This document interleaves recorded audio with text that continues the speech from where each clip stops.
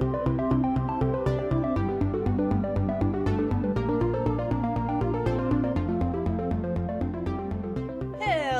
everybody, and welcome back to I'm a Fan of That, the Patreon edition. We still love you. We're still so glad you're all here. We love you so much. Yeah. And because we love you so much, you get our half-baked ideas. I've been tossing around this one since we started, actually. I think it was on our Season 1 list, and then I took it off for something else, and then it was on Season 2, and then we took it off for Taskmaster or something. Yeah. I just kept kicking it down, and it was because I didn't really know the exact way I wanted to approach it. It is a relatively tricky one, I think.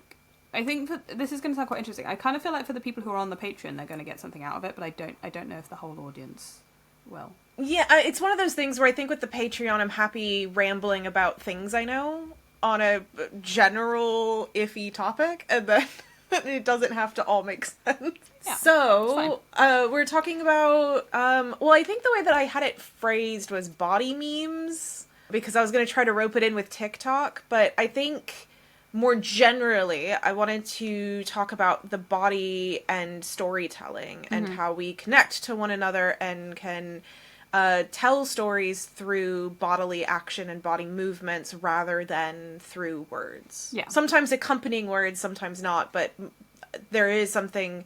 We don't often talk about bodies as storytelling mechanisms as often, but they're a very big storytelling mechanism. Mm-hmm. I mean, we've obviously talked about things like putting things on the body. We've talked about tattoos and clothing and merchandise and all this sort of stuff. And we've talked a bit about memes. And I think people kind of think of the word meme as the thing on the internet and not necessarily memetics, as Richard Dawkins describes them. I don't care for him, but, you know, it's an interesting concept. And I think this kind of sits somewhere in between the two. That sounds really weird, because we've talked about internet things like TikTok, but also the storytelling mechanism of how things are passed from from one thing to another through action or cultural integration in some way, and that's memes, as Dawkins talked about them. That's really, really rough, and I do suggest going and reading his actual work about it, even though he's, in many ways, a cockwomble. And he hates the fact that memes have taken the term, so every time I write about memes, I always make sure I cite him along with it, because it makes him mad. And we should all make Richard Dawkins mad. It's just what we should do. And be very confused by the fact that he was married to Lala Ward, who was from Romana in Doctor Who. Weird. Just weird. Like, what a connection to have. When we're talking about the body, and the body as an action of storytelling, I think some people might think of acting, or, like you said, TikTok, this thing of the dances and ways and all that kind of thing. But there's more to it than that, isn't there? Yeah, I think one of my favorite examples of it recently has been Schitt's Creek, which Schitt's Creek is a masterclass in the show don't tell, which I do think, admittedly, is slightly easier in TV and movie than it is in, say, a book. But there's ways that you can still use body movements in books. But Schitt's Creek to me is like this really beautiful example of it. Of you see Alexis as a character, and her whole arc throughout the whole series is that she learns to get closer to people and to let people in and be more vulnerable. But the only person she was with that she was like that with at the beginning was David, and in season 1, she would boop David's nose a lot and go boop on his nose. And he was the only one she did that with. And then she started doing it with Ted. And then she started doing it with her dad once. And in the last season, she does it to her mom. And she does it to Twyla. And it's this beautiful example of the fact that she only did that with people she really loved and cared for. And the seeing her do that. And it's a funny little silly thing. But each time she does that to a new person, it's actually this really huge, character growth. But it's never talked about. No one ever points it out directly. But it's somebody physically going boop on someone's nose. And what a beautiful way to, like, tell a character's story. I loved Schitt's Creek. I think it is a great show. And, like, that is something that, until it's pointed out to you, you don't recognise. But you also, it's like, it's subconscious that you now know that she's close with this person. Like, I wouldn't have necessarily said, I think Alexis is my favourite character. She's so good. She's She's so mine fun. too. Yeah, I love her so much. And I also like this. Somebody pointed out that her and David have almost like play fight. Mm-hmm. And like how childish they are with each other, but she's not like that with anybody else. And like that kind of thing of like you can see their closeness through the fact that they have that relationship still as adults, because that's quite rare. And I find that show's so well thought out though. Every element of it is so well thought out.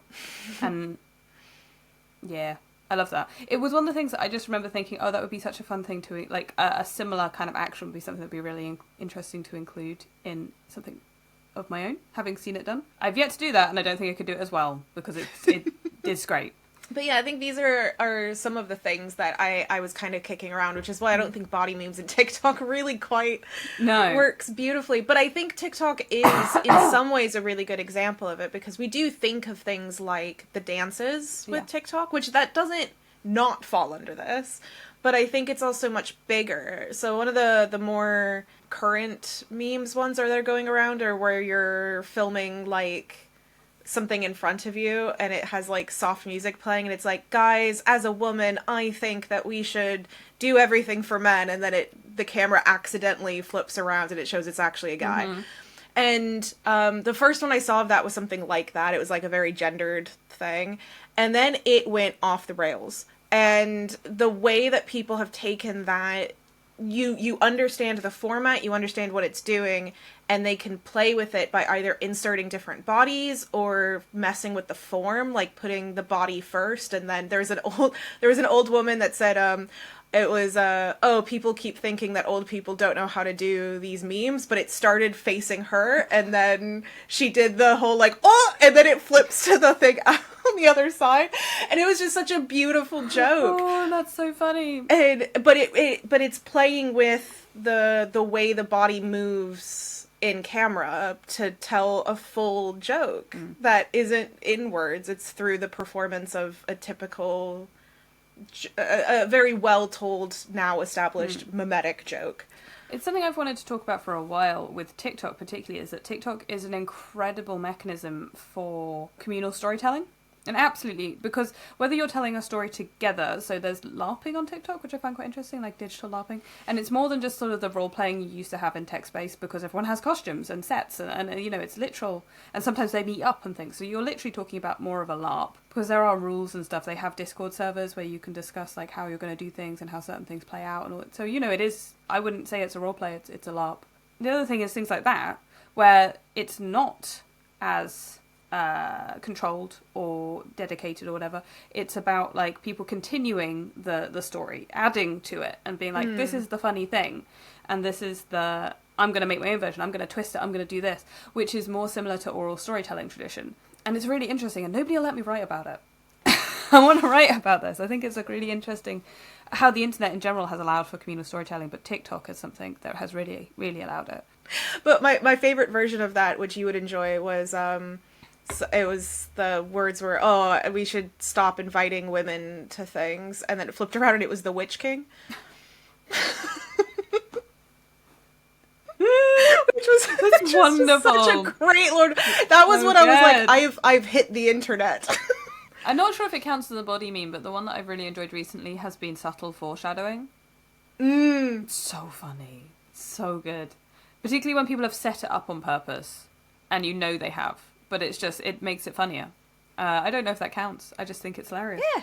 There is a branch of folklore studies that is relatively recent. I say relatively recent. It's like the 90s, which in like our life feels older. But in academia, yeah. Very new. Very, very new. 30 years old is new, guys. But it's called body lore. And the idea is that folklore is not only transmitted through oral recitation or through written forms, but also that the body plays a really important role in communication and storytelling. And even when we talk about really traditional things, so not TikTok, but traditional oral storytelling is very rarely just the words. Mm-hmm. There's a performance behind it. Even if you're just sat around a campfire, there's still a performance to the oral recitation. Well, it's almost like one of those things that, like, so as a child who grew up in a, you know, branch of Christianity, as many of us did, I don't really understand anything, but you still kind of see the crossing of the body and stuff like that. So you don't know what that means, but you know it's something important. My particular church, that wasn't really a big thing, but it was something that I knew was connected with Christianity and all that kind of stuff. I didn't get it, but it was like a thing that some people did that I knew was connected to those stories. But I also saw it in connection to vampires on the television. And so I was like, so my brain was like, you kind of, even as a child, you understand that must be a protective thing. Even if you don't necessarily understand why or what it means and all this kind of stuff. And I think with folklore, you have a similar thing. You know, when people are doing storytelling, they'll do actions that are... I've been to plenty of storytellers in my time, and when they tell stories of the Fae and all this sort of stuff, you see certain actions done. And I genuinely can't remember one off the top of my head, so don't expect me to be doing this in the video.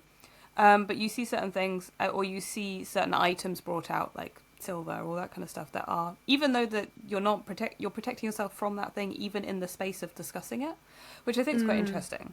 And these things that kind of people pass on without meaning to, because they're just in a space doing it repetitively. Like, you don't necessarily...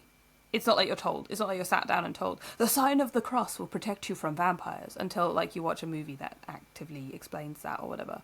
You're just kind of like, oh, that's something people do. Also, Vivian has lent me a really interesting book, which I cannot remember the title of, which is terrible of me. It's The Adventures of Amina al-Sarafi. Thank you. I really enjoy the fact that the lore around fae and demons, or jinn in this case, is very similar.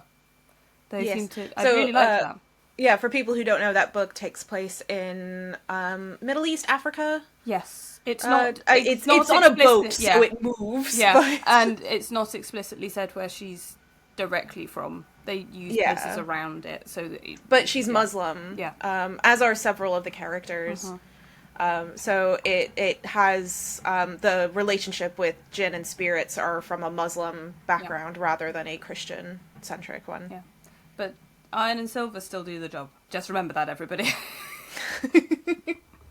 Anyway, sorry, I've taken this off track. I didn't mean to. No, it's fine. I highly suggest that book to many people. It's one of the better ones that I've read in the last, 2 years or something. If anybody's moaning about fantasy books being written by women only being veiled romance books, you're wrong. This one, many aren't, and also this one's amazing, and you should definitely read it.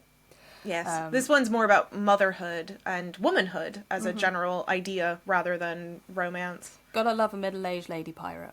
But yeah, I think, unfortunately, as far as academia is concerned, the body, at least, okay, I should specify, anthropology, folklore, mythology studies, as these are the branches of academia that I know very well, all of these have highly neglected talking about the body in many of its circumstances, which feels weird. It is. It's very weird, and it comes from it comes from Enlightenment. But basically, it's from that idea that started in Enlightenment of the mind being separate from the body. So if in anthropology we're focusing on how the social feels and interacts and the mentality of it, therefore why would we talk about the body? Yeah. But in reality, what we know is that you can't separate those things, that these are entirely intermeshed. And one of the beautiful ways I've heard, I think it was Catherine Young, I hope I'm citing the right person, but Catherine Young is the folklorist who really started body lore. And she talked about the body, and her phrasing of it was that the body is the intersection where the self and culture meet. And so that's where you get these weird intermeshings of what culture is telling you that you either should dress as or look like, or what your physical body should be doing versus what you want to express yourself as, but you're being influenced by these things, but it's all at the intersection of skin, which is really fascinating. It's interesting because my experience with my aunt is a therapist, for those who don't know. She's an art therapist. We have discussions about this kind of stuff a lot because of the way that psychology is still catching up with the idea, shockingly, that the brain is not a floating the mind is not a floating entity that is separate from the body. Enlightenment, man, it is a fucker. And again, in only very recent times, I think really within psychological and therapeutic professions, it's really only the last 10, 15 years that they're starting to be like, oh, Oh, the body and the brain, they're the same thing. Oh my god. Which is shocking, really. And I find it interesting that seems to have been a very common thought, that these things didn't matter to each other. I should stress, again, this is primarily talking about white Western academia. Yes. Because Oh, other yeah, it's areas of the totally world Freud. have their own. Let's be fair, it's definitely down to people like Freud and all that nonsense. I will blame him for everything wrong with therapy. Everything. Everything about psychiatry that's wrong is Freud. Very irritating. No, it's not just him, but I will curse his name. Oh, you're just being hysterical. Fine. But yeah, so academia is kind of catching up, and things like body lore are making really good steps of saying, hey, why aren't we talking about this? And even religious studies is always behind even academia. I'll be honest, in things. I'm shocked that religion takes a really long time. What? It's a struggle to get them to talk about the body. You mean the Pope isn't really progressive? Religious studies, which is different. Okay, I apologize. So we can do a separate podcast where I explain the difference between theology and religious studies, which is a very important difference. But to be honest, and this is off track, but I want to stress this because I think it's important. But to me, the reality of whether or not God exists is the least interesting thing about religion. It just is. I don't care because it's not interesting. It doesn't change. It doesn't matter. Yeah, it doesn't matter. Like it just doesn't matter. I mean, it might matter in a personal sense, but when you're talking about studying religion and talking about it and engaging with it, it doesn't matter. Anyway. But the bodies do. Yeah. I think with TikTok in particular, I would love to do a study on body memeing, for lack of a better word, in TikTok. But I just don't know. No one's going to be interested, but except me. It's okay, we can do a study together where we talk about these things that we've wanted to talk about for ages, where I want to talk about community storytelling through this, and we can do it, and we'll create a work together on this that nobody else is interested in apart from us. But what's the point in academia if it's not the thing you're interested in? There's a lot of academia that I don't think anyone else is interested in. So with like the body meme stuff, though, pre the internet and pre particularly video content on the internet, was this the sort of thing that people would be like when people would copy dances from music videos, or even earlier than that, like before we had like TV and stuff, where you would be having people kind of play up, you know, characters becoming certain things. So you'd have like standardized characters when people were doing ballads and stuff in pubs. You would have a sort of standardized old grumpy man or whatever. Like, is that the kind of same thing, or is that more of a like an action trope? Nothing is new. Yeah.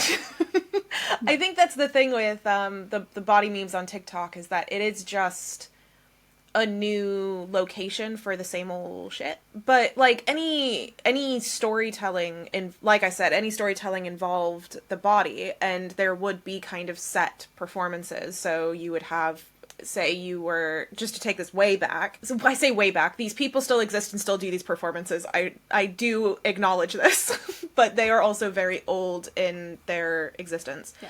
But Native Americans, for example, have certain performances that they do. Oh, I'm not going to remember the exact tribe that I have seen the Raven dance for, because obviously they're going to be different. And some of them might not have them and things like that. But that's going to be something that's passed down, and that's going to be the way that Raven moves. So you move differently when you're Raven versus Coyote, for example. So that would be a very religious, for lack of a better term, kind of standing for it. But that's the way that we tell stories. And you would go, oh, I get that that's Raven because they're hopping like a raven and they're moving in the way. So even if you are further away from the bonfire or wherever it is that it's taking place, then you still recognize that's Raven because of the way that they're moving. Yeah. It's got a similarity to kabuki theatre in that regard. Kabuki also uses makeup, of course, because the makeup in kabuki is very important. But the way that characters move, which you could still see in anime if you watch anime, is you can tell a character's intent by their movement, and it's and you can tell what type of character they're meant to be. Anime and from kabuki have very standardized character tropes. Not so much now, and also not across the board, but there are certain character tropes that you can see, and they have certain movements, facial expressions, all that kind of stuff, which come from kabuki. Again, that same sort of storytelling. I mean, not in a religious context. Kabuki is not religious particularly. It's more folkloric, and it's more cultural storytelling. But definitions. So yeah, there would be, you could kind of trace these kind of similar aspects of it, and even for something just pure dancing wise, line dancing is an example of kind of a group communal endeavor that no matter where you are, you know what you're supposed to do and how you move, and it's something you can easily mimic and teach, and it's something that you can connect to, and it's a meme kind of like gotta love a Kaylee at a wedding. Great way to get to know everybody. It's really easy, and we still have them, right? I literally have been to Kayleys at weddings of my peers. These are not dead traditions. These are not gone. You know, we had them Native at Americans when I have powwows still. You know, yeah. I think these are very alive traditions, just because they're not necessarily technologically modern ones, which is, I love it. I love seeing it. I think humans love moving. I think that's something that people kind of forget. It sounds really stupid. It sounds really obvious, but dancing and acting and being part of these kind of events is life affirming in a way that is, I don't mean that in a, oh my god, ooh. I mean, for some people it probably is, but I mean, like, you go out and you go, oh, I feel better, oh my god, this was amazing, I was around people all day and we got to do something cool together, and we moved our bodies and we shared in that. That's really good for us, so I'm not surprised that these traditions continue to happen. They're not just entertainment, they're not just, and they affirm people. When we talk about the body as being the intersection between the self and the culture, you also have that ability to touch that, right? So we're recording this separately at the moment, but we're not allowed to be together at all times, unfortunately. But when we are in the same space and I reach across and I touch your hand, that means something more substantial than if I stayed on the other side of the table and just nodded politely, right? Yeah. Because the moment of physical touch is communicating a lot more than just what my words would do, because that's bodies. Like we have that ability to be able to, I can say, I'm really sorry for what you're going through right now, or something like that, or I can reach across and touch your hand. Yeah, like, it's quite an interesting thing. And so at the moment, for people who aren't like seeing my constant posts about this on social media, I'm in a play. And one of the things that I'm actually really enjoying about that is that moment where you come off stage and your scene has either gone really well or really badly. And you have that moment of like, oh, brilliant. And someone, like, you know, gives you a pat on the shoulder and all that kind of stuff. Or they commiserate with you. That it's like, oh, don't worry, I did it earlier. And that you kind of have a moment of sort of camaraderie, but also human interaction about the whole thing. And it's a really interesting thing to be feeling like, you're part of it, and it is that physical connection. It is that physical thing of like, hey, we're doing this together, and I feel like that's not quite as you know, big as maybe some of these things are, but it in a small way it feels like the same thing of like, we're doing this, you know. And there's strange ways that the same movement of the body can communicate different things, but we pick up on it. I think even for, I know it's more complicated for people with autism, but I think that you still can in some instances. Like, if you had a really bad moment on stage and someone comes up and puts their hand on your shoulder and goes, oh, you know, I know that sucks, but we've all been there. Or if you have a really good moment and they come up off stage and they put their arm on your shoulder and they go, oh, great, you're gonna feel the difference. Yeah, you feel it. You physically feel it. Yeah, even though it's the same exact movement, but the feeling and the emotion of the other person can really, you can just feel the vibe of it. And also in relation to the context of what just happened. Yeah, like, it would be weird if you had like a great moment and then someone's like, oh man, we've all been there, don't worry about it. You're like, what? Like, what did I do? I do find it very interesting, because I think essentially what this winds down to is a physical connection in some capacity. Physical connection can almost be achieved through online spaces, through this thing of sharing in the same joke, sharing. I don't mean like actual physical connection, but I mean like you can feel the physicality of doing the same. You learnt the dance from somebody and everyone's doing the dance, and that connects you. You're using your body to connect to other people, even if you're not in the same space. because you all learnt the dance, or you're all doing the funny joke meme thing, and there is a thing of like, oh hey, I'm joining in with the group, and you're using your physicality to do that, even if you're not necessarily physically reaching across the table to somebody. And I think that's quite interesting, that even in a space where we're separated, it's the physicality of the body rather than necessarily anything else that is that connection point. But maybe that's just humans being human. I don't know. Yeah. I mean, it's that level of being able to connect to the self from the self, right? Because we were, Enlightenment liked this idea of separating consciousness from the body. So even if we still carry that with us, which we do because we're white Western beings, and unfortunately that's very embedded in our culture right now. What do you mean individualism? What? We still have this idea that when I do reach across and I touch your hand, it's like myself is touching yourself rather than two bodies that are disconnected. But it's only in that moment of being able to be like, I see this, and I'm going to use this to connect to that. Yeah, my brain just went on okay, we don't normally talk about this stuff on this podcast, and we can cut it out if necessary. But I think this might be why Western white culture in general, or maybe just Western culture in general, has a real issue with sex. Because that's the ultimate connection, right? That's the ultimate thing of bodies together. You can't really deny it's like, okay, everything's getting messy, everything's connecting to each other.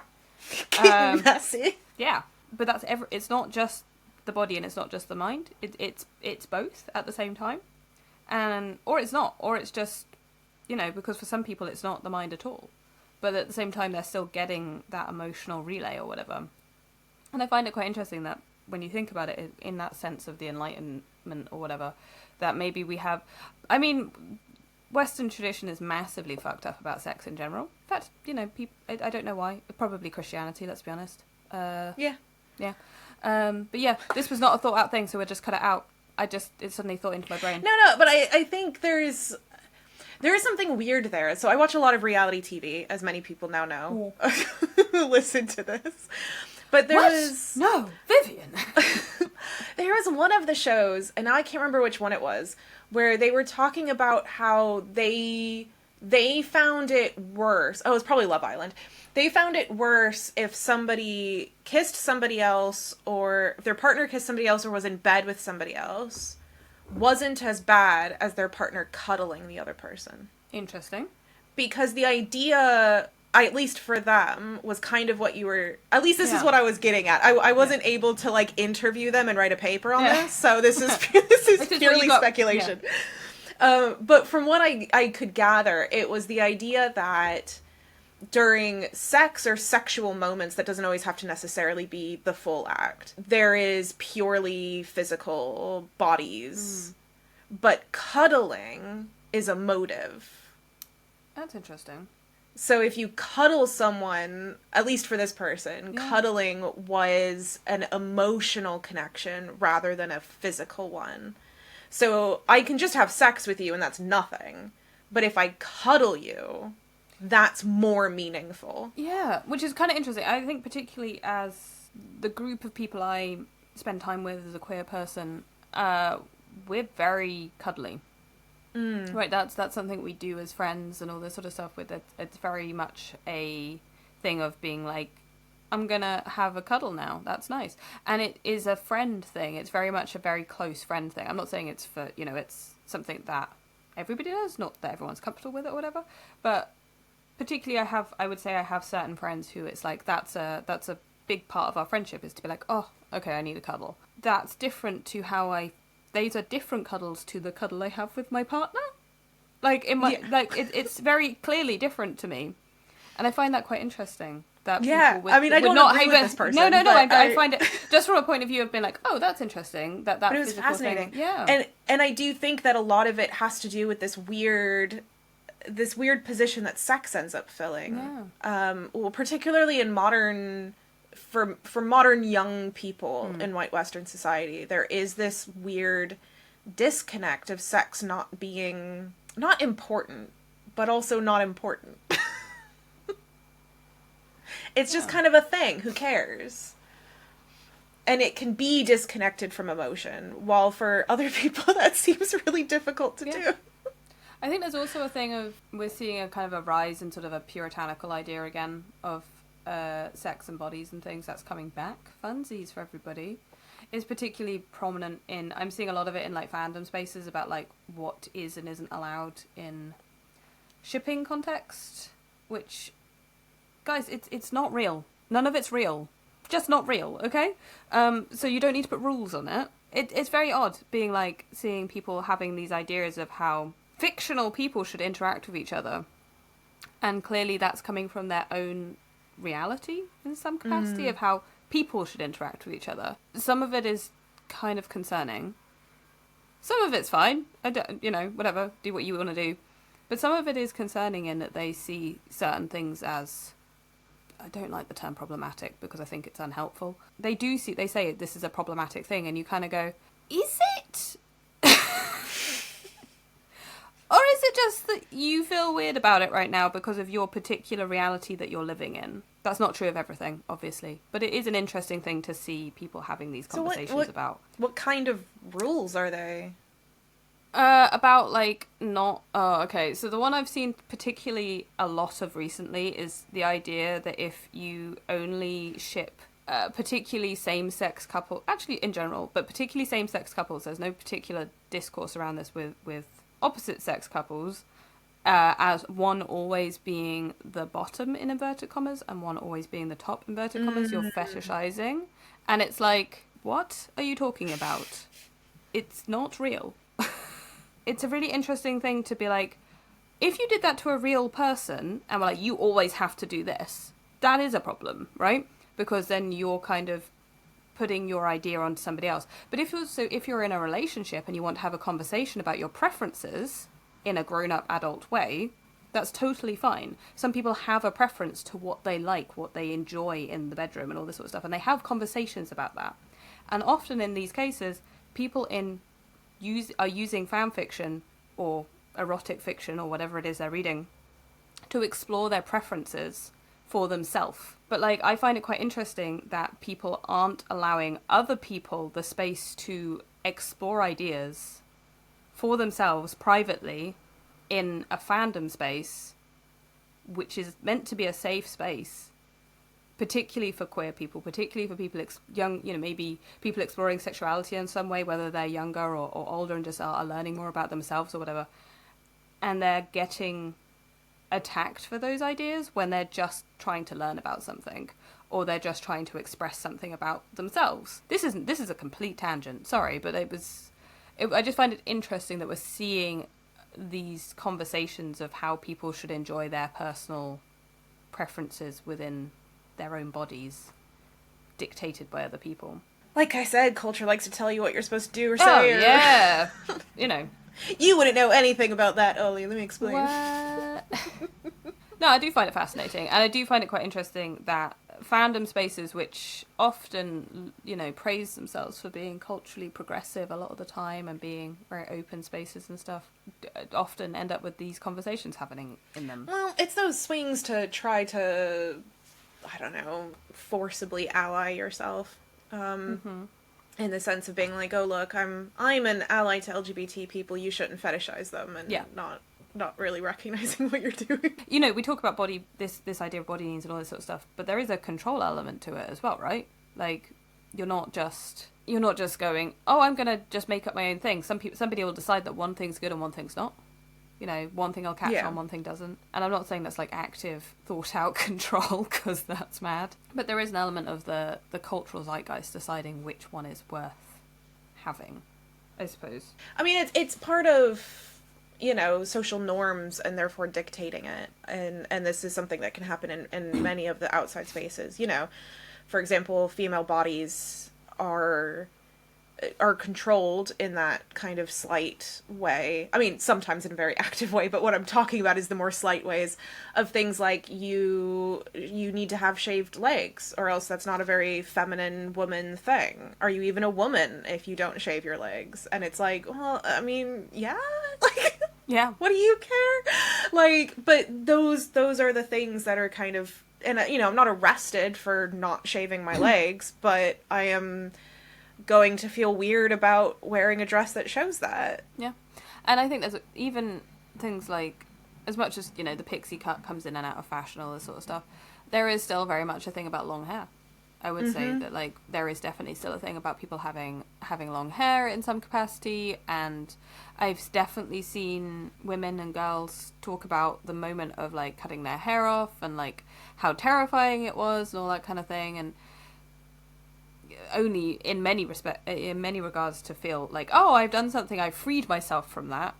And then if they do decide to grow their hair long again, it's their choice, right? Which I think is quite interesting as a conversation. That is still very much a thing, despite the fact that I think we might not, because so many people have various different haircuts or whatever. But you can definitely see that there is still very much that. Because my sister, I hope she doesn't mind me saying this, it's on Patreon, so it'll be fine. But my nephew has really long hair and loves his really long hair. And he's probably, oh God, how old is he now? Probably like 6 or 7, somewhere in there, and really loves his long hair. And my sister was telling me about how a bunch of parents keep telling her to cut his hair. Oy. Because girls have long hair. And so you can't let him have long hair because he's a boy. And my sister sat there like, but he likes the long hair. It makes him happy. He, like, enjoys it. He's really proud of it. He likes to, like, have it flowing around him. Yeah. Like, the idea of taking a child who is happy with how they look and forcibly doing something to them because you're a boy. That would just mess someone up so badly. So yeah, but she was complaining about how she's like, why would I cut his hair? But that she keeps getting a lot of parents telling her that, and it's the opposite thing, right? Of, like, the long hair is expected on women, so they feel bad about cutting it short, but also that means that some men feel really weird about having long hair. Yeah. Luckily, he's still 6, so he doesn't feel too awkward about it yet. And I hope he never does, because he's got very long, luscious hair. It's very beautiful. See, I find this quite interesting as well, because I, as myself and my non-binariness, I can't have long hair. For me, it feels, it's really dysphoric, having long hair. And it's one of the things that I can really pinpoint as being like, that's a problem for me. Because over the years I have thought about how cool it would be to have my hair long enough to, like, do, like, Viking braids and stuff on the top of my head and having the side shaved, it would look cool. But the idea of growing it out and having it long enough that would be something I could do. But that's not true of every non-binary person I know. I know a lot of non-binary people who have various different hair, We're famously known for having it blue. Blue with pronouns. I do find it interesting that is one of, like, those cultural control things that has really affected me. That I'm like, no, gotta be short hair. I mean, there is also the autistic thing of, like, it would annoy the shit out of me. And it did when I had long hair. And honestly, I have curls as well. And so, like, caring for long, curly hair is really difficult and time-consuming, and I can't be asked. So there are plenty of other reasons to it, but, like, I think, but the major one for me is that thing of, like, I already get misgendered all the time, despite the fact that I look like this. If you can see the video, I look like let's be honest, I look like a 12-year-old boy most of the time. Yeah. Dinosaur dungarees today, and a hoodie. I don't look particularly feminine, I don't think, but yet still people default to that because I'm clearly also not a 12-year-old boy, so I must not be an adult man. Which I'm also not, but at the same time, it's like it's such a mishmash of ideas of what I as a person am perceived as by other people. The idea of having long hair and adding to that confusion is just a big no. It's Judith Butler talked a lot about gender as performance, and it's repetitive performance. So you see what woman looks like, so you perform that for woman, and then you are performing that for the other girls who then see that as woman, and it's this repetitive thing, and that's all it is. Like, that's all it is a performance. It's not anything innate. And it's a performance demanded by society, I think, in many regards, because that's why we're currently seeing this weird, horrific transphobic movement of keeping control of that idea of what woman and man is, and because people are really scared of letting go of it. That is not to forgive any transphobe for anything they've ever said. Nope. But I do think a lot of it comes from a fear of letting go of a status quo that people know and understand. Because once you challenge that kind of thing, in the same way that people have challenged many status quos over the years, you see people push back against it. It's the same thing. I mean, most hate comes from fear of some sort. Absolutely. That's human for you. Let's be fair, we got to the point of talking about Judith Butler, which means we should probably end the episode. That's our universal sign to get off. It's like, we've talked about Judith Butler, and before Ollie moans about how impossible Judith Butler is to read, and how everyone should just do a Sparks Note version. I don't know if there's actual Sparks Notes of Judith Butler. Thank you for chatting this very weird meandering thing, but that's why it's not a normal episode. No, and it was fun actually. I've enjoyed this. God, I've got like the sun like right in my eyes. You're getting a bit reverse Addams Family though. There we go. That's better. You're not. Get your head cut. Okay. Okay. Thank you so much, guys, for continuing to support us on Patreon. We will attempt to have a slightly more thought out episode at some point. I'd have to look at the list.